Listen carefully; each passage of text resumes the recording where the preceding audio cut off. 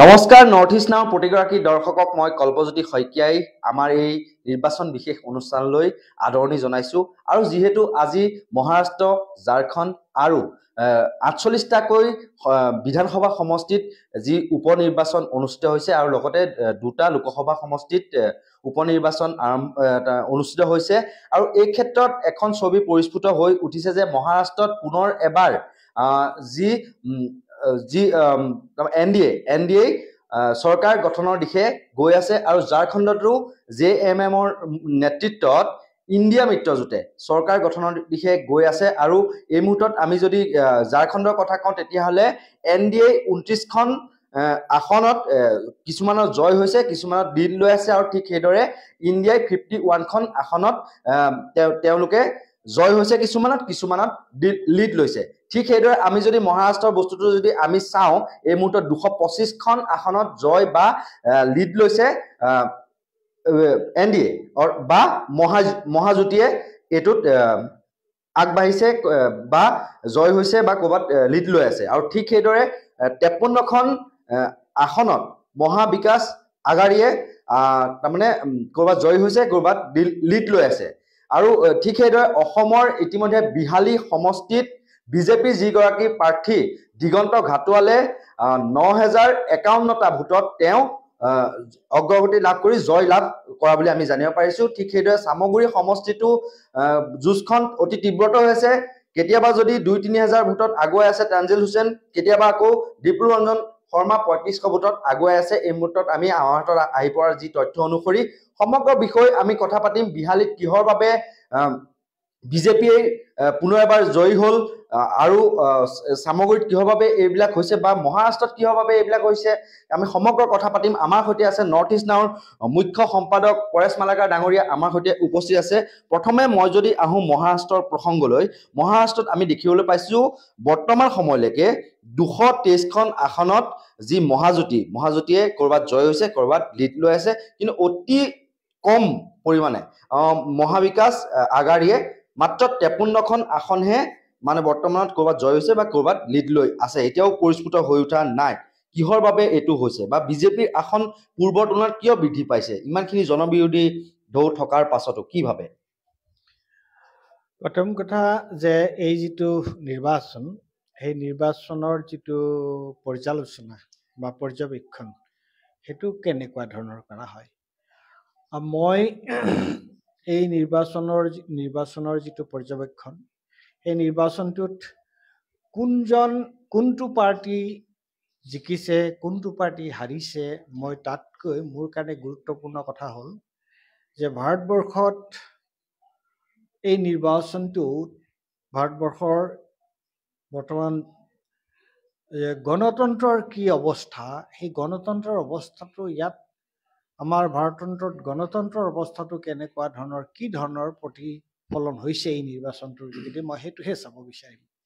গতিকে সেইটো যদি চাব বিচাৰোঁ, সেইটো যদি মই চাওঁ, তেতিয়াহ'লে দেখা পাওঁ যে পৰিস্থিতিটো সামগ্ৰিকভাৱে ইমান হতাশাজনক নহয়। কিয়নো যে আজি ৪খন, মই প্ৰথমতে মোটা কথাকেইটা যিকেইটা ডাঙৰ কথা, সেই কথাকেইটা কৈ গৈছোঁ, সৰু কথাবিলাক অহাৰ আগতে। প্ৰথম হৈছে যে ৪খন ৰাজ্যত নিৰ্বাচন হোৱাৰ কথা আছিল। সেই ৪খন ৰাজ্য কি আছিল? সেই ৪খন ৰাজ্য আছিল মহাৰাষ্ট্ৰ, সেই ৪খন ৰাজ্য আছিল হাৰিয়ানা, সেই ৪খন ৰাষ্ট্ৰৰ এখন আছিল ঝাৰখণ্ড আৰু এখন জম্মু এণ্ড কাশ্মীৰ। আৰু এইকেইখনত একেলগেই নিৰ্বাচন হোৱাৰ কথা আছিল। কিন্তু বৰ্তমান চৰকাৰ, আমি জানো যে বৰ্তমান চৰকাৰৰ নিৰ্বাচনী আয়োগ বৰ্তমান চৰকাৰৰ বহতীয়া। নিৰ্বাচনী আয়োগৰ স্বতন্ত্ৰতা বা স্বায়ত্ততা বোলা কথাটো নাই, অটনমিটো নাই। গতিকে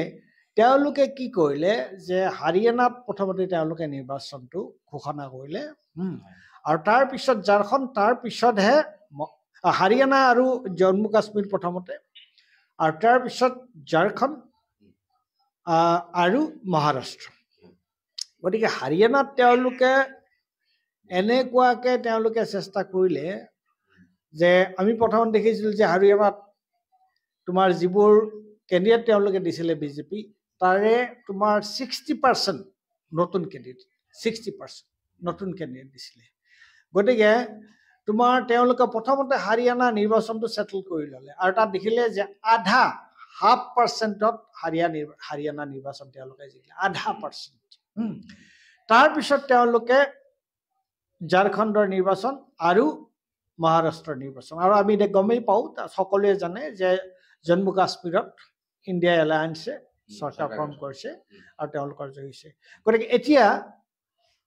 আহিল মহাৰাষ্ট্ৰৰ কথাটো। মহাৰাষ্ট্ৰৰ কথাটো অত্যন্ত গুৰুত্বপূৰ্ণ, কিয়নো মহাৰাষ্ট্ৰত আমি দেখিছিলোঁ যে লোকসভা নিৰ্বাচনৰ সময়ত ইণ্ডিয়া এলায়েন্সে খুব ভাল পাৰফৰ্মেঞ্চ কৰিছিল, তেওঁলোকে খুব ভাল ফলাফল পাইছিল। আৰু এতিয়া কিয় এই অৱস্থালৈ গৈ আছে, তেওঁলোকৰ কিয় এনেকুৱা ধৰণৰ হ'বলৈ হৈছে, তাত কেইটামান কথা, তাৰ ঐতিহাসিক কথা কেইটামান চাব লগা দৰকাৰ আছে। যে এইবাৰ যিখন চৰকাৰৰ এই যে আধা দিন উদ্ধৱ ঠাকৰে মুখ্যমন্ত্ৰী হৈ থাকিল আৰু আধা দিন একনাথ সিন্ধে মুখ্যমন্ত্ৰী হৈ থাকিল, আচলতে কিন্তু ইয়াতে মুখ্যমন্ত্ৰী হৈ থাকিব লাগিছিলে 5 বছৰৰ কাৰণে কোন? দেবেন্দ্ৰ ফডনৱিছ। কিয়? যে ইয়াৰ আগত 5 বছৰ আগতে যেতিয়া নিৰ্বাচন হৈছিল, তেতিয়া শিৱসেনা আৰু ভাৰতীয় জনতা পাৰ্টীৰ যিটো যুক্ত মৰ্চা, তেওঁলোকে অতি সুন্দৰকৈ সংখ্যাগৰিষ্ঠতকৈ বেছি ভোট পাই তেওঁলোক চৰকাৰ গঠন কৰাৰ কথা আছিল। কিন্তু শিৱসেনা আৰু বিজেপিৰ মাজত এটা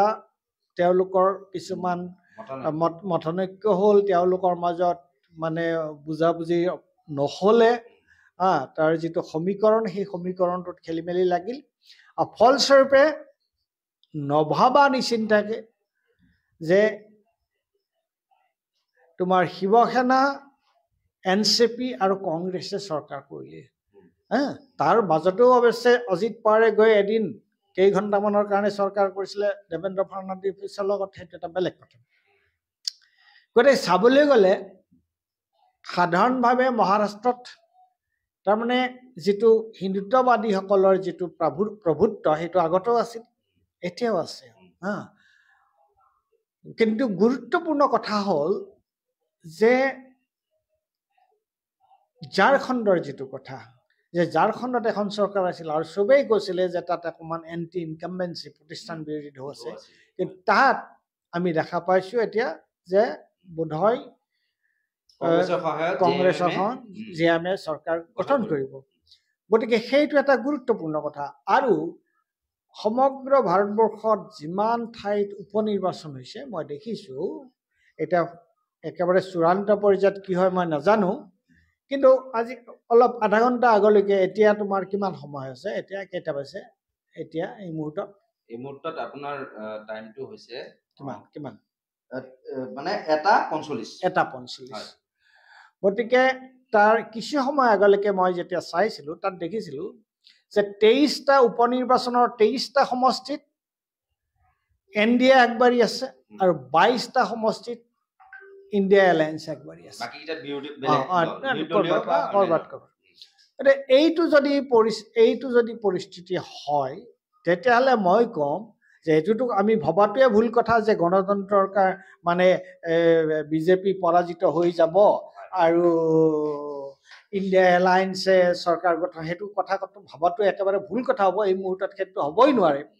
কিন্তু প্ৰশ্নটো হৈছে কি,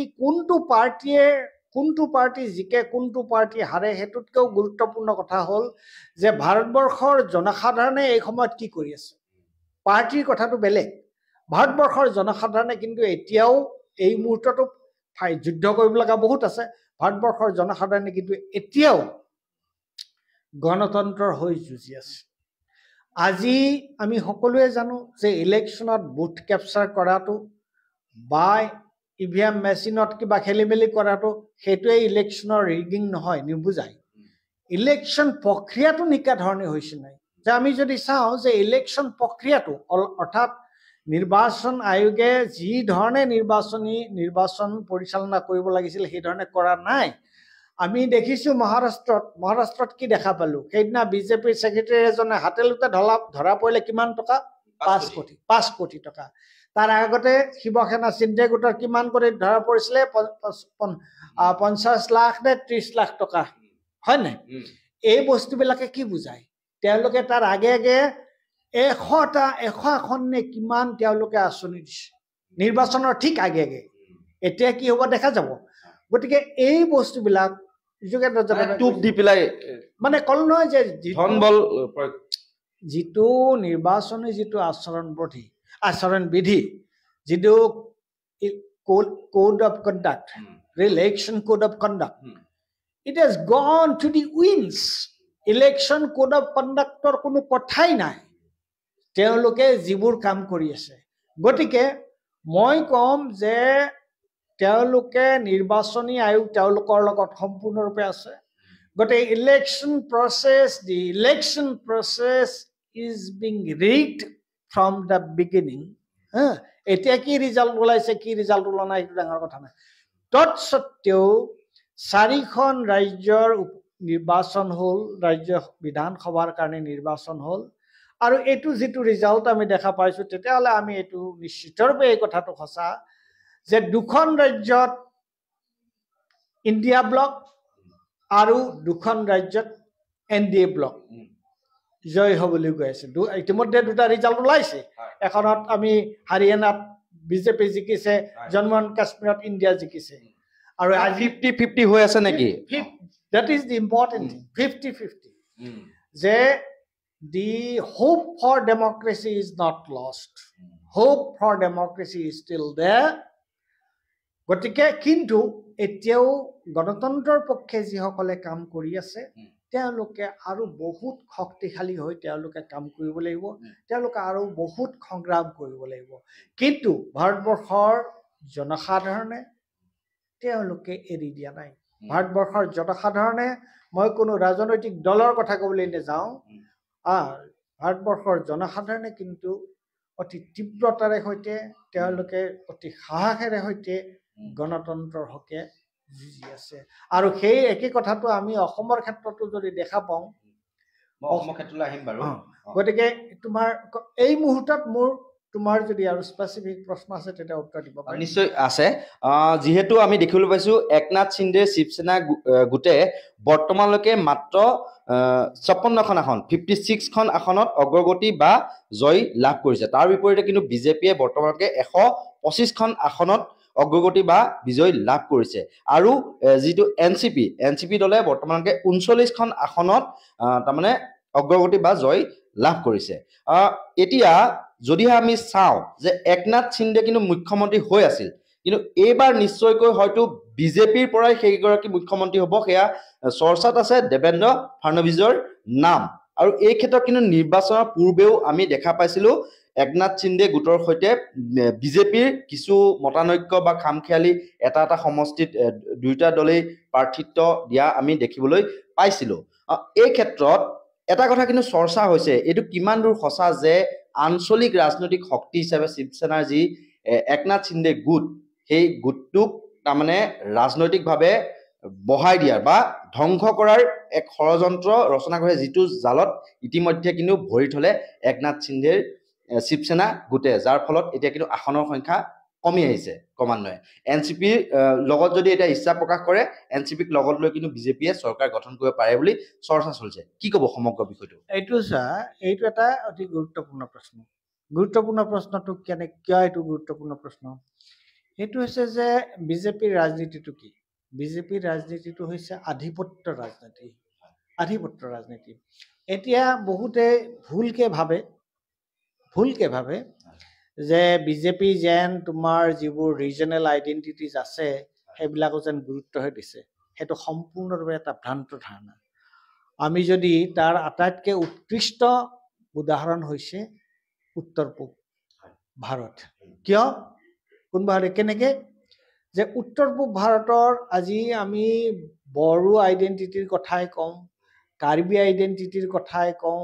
আৰু যি আইডেণ্টিটিৰ কথাই নকওঁ কিয় আমি কি দেখা পাওঁ যে তেওঁলোকে এই যিবোৰ স্থানীয় যিবোৰ মানুহৰ যিবোৰ বিক্ষোভ আছে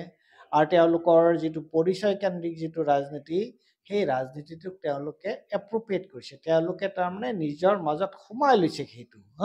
আৰু সোমাই লৈ কৰিছে কি যে তোমালোকক ঠিক আছে তোমালোকে কিবা এটা নাম দিছে তাত এতিয়া যেনেকুৱাকে আমাৰ এইটো বড়ো কি বড়ো আছিলে আমাৰ প্ৰমোদ বড়ো UPPL নাম এটা আছে কিন্তু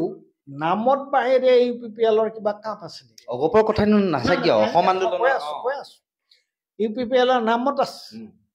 ঠিক তেনেদৰে অগপকো তোমাৰ দিছে কেইটামান চিট আছে কিন্তু অগপৰ যিটো ৰাজনীতি লৈ পেলাই যিটো আদৰ্শ লৈ অগপই ৰাজনীতি আৰম্ভ কৰিছিল তাৰ কিবা গুণ মকম আছেনে একো নাই জাষ্ট কেৱল ফলকখনে আছে তাত বাহিৰে একো নাই গতিকে বিজেপিৰ মূল কথাটো হ'ল সেইটো ঠিক তেনেকৈ ইয়াত যিটো গণ্ডগোল লাগিছিলে মহাৰাষ্ট্ৰত আচল কণ্ট্ৰাডিকশ্যনটো কি আছিল আচল কণ্ট্ৰাডিকশ্যনটো আছিল এইটোৱে যে বিজেপিয়ে এনেকুৱাকৈ উদ্ধৱ ঠাকৰে কিয় তাৰ প্ৰটেষ্ট কৰিছিলে উদ্ধৱ ঠাকৰে এইটো প্ৰটেষ্ট কৰাৰ মূল কথাটো আছিল এইটোৱে যে বিজেপিয়ে এনেকুৱাকৈ ফাঁদ এখন পেলাইছে যিখন ফান্দত ভৰি দি উদ্ধৱ ঠাকৰেৰ আগতে তোমালোক তেতিয়া বহুত সৰু আছিলা তোমালোকে কিন্তু তোমাৰ তেতিয়া এটা সময় আছিল য'ত তোমাৰ বাল ঠাকৰে উদ্ধৱ ঠাকৰেৰ দেউতাক বাল ঠাকৰেৰ ঘৰত যেতিয়া LK আদৱানীয়ে কথা পাতিবলৈ যায় LK আদৱানীয়ে এনেকুৱা কৰি থাকে বুজিছা ইমান শিৱসেনাৰ অবিসম্বাদী নেতা বাল ঠাকৰেৰ লগত যেতিয়া LK আদৱানী মোৰ চকুৰ আগত এতিয়াও স্পষ্ট ভাই আছে গতিকে শিৱসেনা ৱাজ দেয়াৰ তাহাঁতৰ তোমাৰ এল্ডাৰ পাৰ্টনাৰ শিৱসেনাহে বেছি ওপৰত আছিল বিজেপি ওপৰত নাছিল এতিয়া সেই শিৱসেনা হয় শিৱসেনাও হিন্দুত্বত বিশ্বাস কৰে বিজেপিও হিন্দুত্বত বিশ্বাস কৰে কিন্তু শিৱসেনাৰ আকৌ এটা কেৰেক্টাৰ এটা আছিল মাৰাঠী কেৰেক্টাৰ এটা আছিলে ৰিজনেল কেৰেক্টাৰ এটা আছিলে সেই শিৱসেনাৰ এতিয়া কি অৱস্থা হ'ল দুটা ভাগত ভাগ কৰি নিশকটীয়া কৰি পেলালে কৰি এতিয়াতো আৰু একনাথ সিন্ধে মুখ্যমন্ত্ৰী হোৱাৰ মানে যিটো তোমাৰ বাৰ্গেনিং পাৱাৰ সেইটো নাই তাত সেইটো তেওঁলোকে সেইটো দাবী কৰিব পৰা অৱস্থাতে নাই উদ্ধৱ ঠাকৰে গোটটো উঠিব নোৱাৰা হৈ গ'ল গতিকে উদ্ধৱ ঠাকৰে 18খন আসনত অগ্ৰগতি বা 20খন আসন পায় তেওঁলোকে পিছত কি কৰে এইটো এটা বেলেগ কথা তেওঁলোকে নিজে চিন্তা কৰিব কিন্তু গতিকে ৰিজনেল যিটো পলিটিক্স আছিলে সেইটোক চেছ কৰি দিলে বিজেপিয়ে অসমত যেনেকৈ অসমৰ নৰ্থ ইষ্টত যেনেকৈ নামতহে আছে কামত একো নাই কোনো ইয়াত তোমাৰ ৰিজনেল পলিটিক্স নাই কোনো মানে তোমাৰ অসমত বা উত্তৰ পূব ভাৰতত ঠিক তেনেকৈ মহাৰাষ্ট্ৰতো সেই কামটো কৰিছে কেইদিনমানৰ আগলৈকে বিজু জনতা দল লগত আছিল এতিয়াতো চৰকাৰ নাইকিয়া গতিকে তোমাৰ গোটেই কথাটো হৈছে যে এই যিটো মানে বিজেপিৰ যিটো মানে one party domination one party আধিপত্যৰ যিটো কথা সেইটো তাহাঁতে কৰি আছে গতিকে এতিয়া ইমান কূট কৌশল কৰাৰ পিছতো কিন্তু ভাৰতবৰ্ষৰ জনসাধাৰণে যুঁজ কৰি আছে আৰু এতিয়া বিহালীত আমি কি দেখা পালো অসম গণ পৰিষদৰ কথা কিবা কম বুলি কৈছিলে অসম গণ মই ক'লোৱেই অসম গণ পৰিষদৰ তাৰ ফলকখনত বাহিৰে তাৰ কোনো জাতীয়তাবাদী আদৰ্শ কোনো তাত প্ৰশ্ন হাঁহি উঠে অসম গণ পৰিষদৰ বিষয়ে মই কি ক'ম কা আন্দোলনৰ সময়ত তাহাঁতে গৈ পেলাই আছুৰ অফিচত গৈছে পদত্যাগ কৰি পেলাই কিন্তু গভৰ্ণৰলৈ নপঠিয়াই এইবোৰ কি এইবোৰত আচলতে মই মানে অলপ নিজকে নিয়ন্ত্ৰণ কৰিব লগা হয় এইবোৰ ৰাজনৈতিক দলৰ বিষয়ে ক'বলৈ হ'লে কিয়নো মুখেৰে বৰ অলপ বেছি বেয়াকৈ ওলাবলৈ আৰম্ভ কৰে যদি মই নিজকে নিয়ন্ত্ৰণ নকৰোঁ গতিকে এইবোৰ দলৰ এইবোৰ হেৰিৰ কোনো অৰ্থ নাই নিশ্চয়কৈ আমি বিহালীৰ কথালৈ আহিছোঁ বিহালীত আমি দেখিবলৈ পালোঁ যে 9051টা ভোটত বিজেপি যিগৰাকী প্ৰাৰ্থী দিগন্ত ঘাটোৱাল তেওঁ জয়ী হ'ল আৰু এই ক্ষেত্ৰত আমি যদি চাওঁ খুব কম মাৰ্জিন কিন্তু 50,000 অধিক ভোট লাভ কৰিছে আপোনাৰ দিগন্ত ঘাটোৱালে তাৰ বিপৰীতে কংগ্ৰেছৰ যিগৰাকী প্ৰাৰ্থী এৰাতিৰ ভিতৰতে বিজেপিৰ পৰা আহি তাৰপিছত টিকট পালে জয়ন্ত বৰা তেওঁ কিন্তু খুব এটা ভাল প্ৰদৰ্শন দেখুৱাবলৈ সক্ষম হ'ল বিহালীত কিয়নো 41,000ৰো অধিক ভোট তেওঁ লাভ কৰিবলৈ সক্ষম হৈছে আচলতে আৰু তাৰ বিপৰীতে কিন্তু অসম সন্মিলিত মঞ্চ বুলি যিখন আছিল তাৰ পৰা CPIML যিগৰাকী প্ৰাৰ্থী দিছিল তেওঁ কিন্তু 5,000কে কেইটামান ভোট বেছিকৈ পাবলৈ সক্ষম হৈছে আম আদমি পাৰ্টীৰ জয়ন্ত গগৈয়ে মাত্ৰ 1200 ভোট পাবলৈ সক্ষম হৈছে তাৰ তুলনাত কিন্তু নটাত 1500ৰো অধিক ভোট পৰিছে আমি গোটেইকেইটা কেলকুলেশ্যন কৰি গম পালো 7,824টা ভোট নষ্ট হৈছে আপুনি চাওক কথাটো 9,051টা ভোটত জিকিছে তাৰ বিপৰীতে সেই 7,824টা ভোট যদি লগ লাগিলেতেন বিৰোধী শিবিৰৰ নটাকিটা মই মিলাই দিছো বাৰু 1227টা ভোট খুব কম এটা ভোটৰ ব্যৱধানতে হয়তো পৰাস্ত হলহেঁতেন বা জয়ী হ'বও পাৰিলেহেঁতেন এটা ঢৌ এটা আহিলেহেঁতেন যদি একেলগে থাকিলহেঁতেন এতিয়া আপুনি এই গোটেই কথাটোত আপুনি কি ক'ব মই হিচাপটো আপোনাক যে দাঙি ধৰিম এই কথাটো তুমি চোৱা তুমি যিটো হিচাপ দিলা এই কথাটোৰ পৰা কেইটামান কথা অতি স্পষ্টভাৱে ওলাই আহে কি কথা ওলাই আহে এইটো কথা ওলাই আহে যে সেই একেই কথা মই যিটো কথা কৈছো সাধাৰণভাৱে সেই আণ্ডাৰষ্টেণ্ডিঙৰে কথা সেইটো হৈছে কি যে বিজেপিৰ বিৰুদ্ধে জনসাধাৰণৰ মাজত বৰ বেলেগ ধৰণৰ বিক্ষোভ আছে গম পাইছেনে যে বিজেপিক এটা ক্লিন চিট অল অভাৰ দি কাণ্ট্ৰি দিয়া নাই অসমতো এইটো হোৱা নাই আৰু বিহালী সমষ্টিটো সেই বস্তুটো হোৱা নাই কিয়নো আজি বিহালীত তোমাৰ যিটো ইয়াত যিটো ইণ্ডিয়া ব্লক আছিলে যে কংগ্ৰেছ আৰু আটাইকেইটা বিৰোধী দল লগ লাগি যিটো ইণ্ডিয়া ব্লক হৈছিল সেই ইণ্ডিয়া ব্লকটো যদি একগোট হৈ থাকিলেহেঁতেন বিহালী নিৰ্বাচনৰ সময়ত তেতিয়াহ'লে হয়তো তেওঁলোকে এই নিৰ্বাচনটো জিকিয়ে গ'লহেঁতেন আৰু কিন্তু তেওঁলোকৰ নিজৰ ব্যৰ্থতা তাৰ কাৰণে মই কংগ্ৰেছকো দায়ী কৰিম আৰু বিৰোধী যিকেইটা ৰাজনৈতিক দল আছে তেওঁলোককো দায়ী কৰিম এইখিনি এটা কথা কিন্তু উল্লেখ কৰি থওঁ মই এতিয়া আমি দেখিবলৈ পাইছো পিছৰ ছবিখন বিজয় হোৱাৰ পিছত কংগ্ৰেছে বোকাচতিয়া আৰম্ভ কৰিছে ৰাইজৰ দল বা অন্যান্য CPIML তেওঁলোকে আকৌ কংগ্ৰেছক আমি ইটিকিং সূচক মন্তব্য কৰা আমি ছ'চিয়েল মিডিয়াত আমি দেখিব পাইছো সেই যুঁজখন আকৌ কিন্তু হৈ উঠিছে কি ক'ব এই যুঁজখন আচলতে এই যুঁজখনে হৈছে আটাইতকৈ বেয়া যুঁজ কিয়নো যে তেওঁলোকৰ মাজত ইলেকশ্যন তেওঁলোকে খেলিলে ঠিক আছে বাৰু বেলেগে খেলিলে কিন্তু তেওঁলোকে ইয়াৰ পৰা তেওঁলোকৰ লাৰ্ণিংটো কি হোৱা উচিত লাৰ্ণিংটো এইটোৱে হোৱা উচিত যে তাৰমানে আমি যদি ঐক্যবদ্ধ হৈ যুঁজখন কৰিলোহেঁতেন তেতিয়াহ'লে আমি জয়ী হ'লোহেঁতেন গতিকে তেওঁলোকৰ ইয়াৰ পৰা লাৰ্ণিং আৰু এইটো বিজেপি কি বোলে এইটো কংগ্ৰেছ বিৰোধী দল এইটোলৈ কথা নহয় আমাৰ কাৰণে সেইটো that is not a question for us আমাৰ কাৰণে প্ৰশ্নটো কি আমাৰ কাৰণে প্ৰশ্নটো হৈছে গণতন্ত্ৰ কাৰণ বিজেপিয়ে যি হাৰত যি ধৰণে গণতন্ত্ৰ ধ্বংস কৰিছে বিজেপিৰ এই কথাটো কৈ দিবলৈ মোৰ কোনো অস্বীকাৰ নাই আজি তোমাৰ আমেৰিকা যুক্তৰাষ্ট্ৰত আদানীৰ বিৰুদ্ধে কি হ'ল আদানীৰ বিৰুদ্ধে গ্ৰেপ্তাৰী পৰোৱানা হ'ল সেই আদানীৰ বিৰুদ্ধে উৎকোচ দিয়াক লৈ গ্ৰেপ্তাৰী পৰোৱানা জাৰি কৰিছে লাপিলোবা সংস্থাই নহয় বা আদালতে নিউয়ৰ্কৰ এখন আদালতে গতিকে তোমাৰ চোৱা যে আৰু তাত তেওঁলোকৰ হাতত হাৰ্ড এভিডেন্স খুব খুব শক্তিশালী তেওঁলোকৰ হাতত তথ্য আছে যুক্তি আছে সাক্ষ্য আছে প্ৰমাণ আছে সেই আদানীয়ে তোমাৰ ভাৰতবৰ্ষত কিমান কি খেলি মেলি কৰি আছে তাত তোমাৰ সেই কেছ সুপ্ৰিম কোৰ্টলৈ গ'ল উচ্চতম ন্যায়ালয়লৈ গ'ল উচ্চতম ন্যায়ালয়ে এটা কমিটি কৰিলে আৰু সেই কমিটিয়ে যে তাত মানে তেওঁলোকে সেবিৰ লেনদেনটো আদানীৰ লগত আদানীয়ে সেবিয়ে আদানীৰ কেছটো ভালকে চাইছে নে নাই চোৱা এইবিলাক চব ফুচফাচ হৈ গ'ল উচ্চতম ন্যায়ালয়ে এতিয়া আজি তোমাৰ আমেৰিকা যুক্তৰাষ্ট্ৰত এই যিটো কেছ হ'ল তাৰ যিটো যুক্তৰাষ্ট্ৰীয় আদালতে যিটো গোচৰত আদানীক দোষী সাব্যস্ত কৰিলে সেইটোৱে ভাৰতবৰ্ষৰ যিটো আমাৰ যিবোৰ ইনষ্টিটিউশ্যন সেবিকে আদি কৰি SEBI Supreme Court it's not only SEBI also' Supreme Court এই যিটো আমাৰ যিবোৰ ইনষ্টিটিউশ্যন সেই ইনষ্টিটিউশ্যনবিলাক কিমান প্ৰশ্ন উঠিছে যে সেই ইনষ্টিটিউশ্যনবিলাক কেনেকুৱা চাৰেণ্ডাৰ্ড ইনষ্টিটিউশ্যন হৈছে সেইটো প্ৰশ্ন উঠিছে গতিকে গণতন্ত্ৰৰ এই যিটো অৱস্থা এই গণতন্ত্ৰৰ এই অৱস্থাটো মানুহে কিন্তু ফাইট কৰি আছে হয় নাই কৈছে that is the most important thing that's the most important গতিকে তোমাৰ এই যিটো নিৰ্বাচন হৈছে সেই নিৰ্বাচনৰ পৰা তোমাৰ আদানীক আমি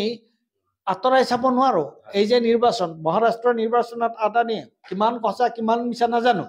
আদানীয়ে বহু টকা দিয়াৰ প্ৰশ্ন নোহোৱাটো কথা ক'লোৱে মই যে হাতেলুতে ধৰা পৰিলে আৰু বহুত টকা পইচা তাত ষ্টেট যিটো মেচিনাৰী সেই ষ্টেট মেচিনাৰীটো তাত কেনেকুৱা ধৰণে ইউজ কৰিছে নিৰ্বাচন কমিশ্যনটো কেনেকুৱাকৈ ইউজ কৰিছে কৰি গোটেই বস্তুটো তেনেকুৱা কৰিলে তৎসত্ত্বেও ভাৰতবৰ্ষৰ জনসাধাৰণে যুঁজ দি আছে আৰু বিহালীৰ কথাটো সেইটোৱে যে এতিয়া তেওঁলোকে বোকা ছটিয়াছটি কৰি লাভ নাই এতিয়া তেওঁলোকে এটাই চিন্তা কৰিব লাগে যে একচুৱেলি আমি যদি এই ভুল সিদ্ধান্তটো নললোহেঁতেন আমাৰ মাজত যদি এই বিভাজনটো নহ'লহেঁতেন কিজানি আমি বিহালী জিকিয়ে গ'লো নিশ্চয় কাৰণ আপোনাক মই এটা কথা মই উল্লেখ কৰি থওঁ বিহালীত যোৱাবাৰ 2021 চনত ৰঞ্জিত দত্তই 59,000 ভোট লাভ কৰিছিল তাৰ বিপৰীতে জয়ন্ত বৰাই 23,000 ভোট লাভ কৰিছিল কংগ্ৰেছ CPIM মিলি পেলাই তেওঁলোকৰ প্ৰাৰ্থী বিবেক দাসে 21,000 অধিক ভোট লাভ কৰিছিল তেতিয়াহ'লে আপুনি চাওক কিমান ব্যৱধানত তেওঁলোক আৰু এতিয়া সেই ব্যৱধান আহি 9,000 পালেহি এটা কথা ওলাই সেইটো হৈছে কি যে 59,000 পৰা এতিয়া 50,000 কংগ্ৰেছে তাত গ্ৰাউণ্ডটো লছ কৰিছিল and they are gaining it back হয়নে নহয় এইটো পাৰ্টিক লৈ হৈছে নিৰ্বাচনটো জয়ন্ত বৰাৰ গৌৰৱৰ প্ৰভাৱ আছে বুলি ভাবে নেকি কি ভাবে নিশ্চিত ৰূপে আছে তোমাৰ যিকোনো নিৰ্বাচনৰ ক্ষেত্ৰতে তোমাৰ দুটা কথা খুব গুৰুত্বপূৰ্ণ এটা অৱশ্যে বিজেপিৰ ক্ষেত্ৰত সেইটো সাধাৰণতে বিজেপিৰ ক্ষেত্ৰত এইটো প্ৰযোজ্য নহয় বিজেপিৰ ক্ষেত্ৰত তোমাৰ কোনো ক্ষেত্ৰত তুমি যদি এডাল কাঠকো তুমি কেণ্ডিডেট কৰি দিয়া তেতিয়াও জিকি যাব পাৰে উদাহৰণস্বৰূপে ফণীভূষণ চৌধুৰীৰ পত্নী তেওঁ জয়ী হৈছে বঙাইগাঁৱত ফণীভূষণ চৌধুৰীৰ পত্নীক কাঠ বুলি কোৱা নাই মই তেনেকুৱা ধৰণৰ অপমানসূচক কথা কোৱা নাই কিন্তু মই কৈছো যে বিজেপিৰ ক্ষেত্ৰত তুমি যিকোনোকে যদি তুলি দিয়া তেওঁলোকৰ পাৰ্টিৰ স্বাৰ্থত যিকোনো এজন মানুহে জয়ী হৈ যাব পাৰে কিন্তু সাধাৰণতে কংগ্ৰেছ বা অন্যান্য পাৰ্টিৰ ক্ষেত্ৰত নহয় গতিকে তোমাৰ দলটো লাগিব আৰু লগতে প্ৰাৰ্থীজনো লাগিব গতিকে কংগ্ৰেছ চলিডলি কংগ্ৰেছ গৌৰৱ গগৈ কেনেকৈ তাত লাগিছে আৰু জয়ন্ত বৰা গতিকে সেইটো লগ লাগি আমি দেখা পালো যে মোক অলপ আগতে ইয়ালৈ তুমি মোক এই প্ৰশ্নটো সোধাৰ আগতে এজন গুৰুত্বপূৰ্ণ পলিটিকেল এনালিষ্টে মোক তেওঁ কৈছিলে যে আপুনি চাওক যোৱা 5টা নিৰ্বাচনৰ 4টা নিৰ্বাচনৰ যদি আপুনি চাই তেতিয়া দেখা পাব যে কেনেকুৱাকৈ এইবাৰ নিৰ্বাচনত কংগ্ৰেছে গেইন কৰিছে মানে ভোট শ্বেয়াৰটো কংগ্ৰেছৰ কেনেকৈ বাঢ়িছে গতিকে এতিয়া শিকিবলগীয়া কথা এইটোৱে যে আচলতে আমি যদিহে এক হৈ থাকিলেহেঁতেন তেতিয়াহ'লে তেওঁলোকৰ ৰিজাল্টটো ভাল হ'লহেঁতেন গতিকে ভাৰতবৰ্ষৰ জনসাধাৰণে বাৰম্বাৰ মানুহক কৈ আছে যে কোন দিশে তুমি যোৱা উচিত কোন দিশে গ'লে তুমি গণতন্ত্ৰ ৰক্ষা কৰিব পাৰিবা এতিয়া সেই মেছেজটো ৰাজনৈতিক দল অকল ৰাজনৈতিক দল নহয় নাগৰিক সমাজ আৰু অন্যান্য সকলোৱে এই কথাটো মনত ৰাখিব লাগিব যে এই মুহূৰ্তত ভাৰতবৰ্ষত গণতন্ত্ৰ ৰক্ষাৰ কাৰণে আমি কি কৰিব লাগিব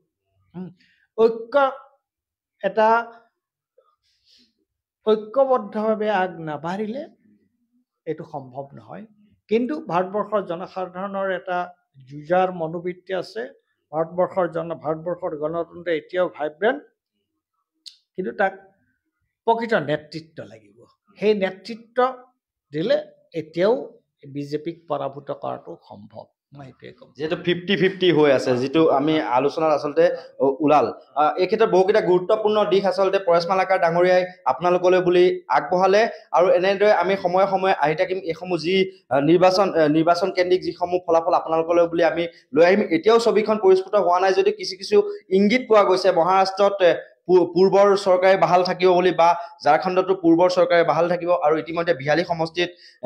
বিজেপি প্ৰাৰ্থী দিগন্ত ঘাটোৱালে কিন্তু সেই শাৰী মাৰিবলৈ সক্ষম হৈছে ঠিক সেইদৰে চামগুৰি যুঁজখনো অধিক তীব্ৰতৰ হৈ পৰিছে দীপলৰঞ্জন শৰ্মা আৰু তানজিল হুছেইনৰ মাজত কোনোবাজন যদি আগবাঢ়ে আকৌ কোনোবাজন আকৌ পাছ পৰে তেনেকুৱা ধৰণৰ কথা হৈ আছে আৰু বঙাইগাঁৱতো ইতিমধ্যে অগপ প্ৰাৰ্থীগৰাকী জয়ী হোৱা বুলি আমি খবৰ লাভ কৰিছো এনেকুৱা ধৰণৰ সময়ে সময়ে আমি আপোনালোকক আপডেটবোৰ দি যাম ধন্যবাদ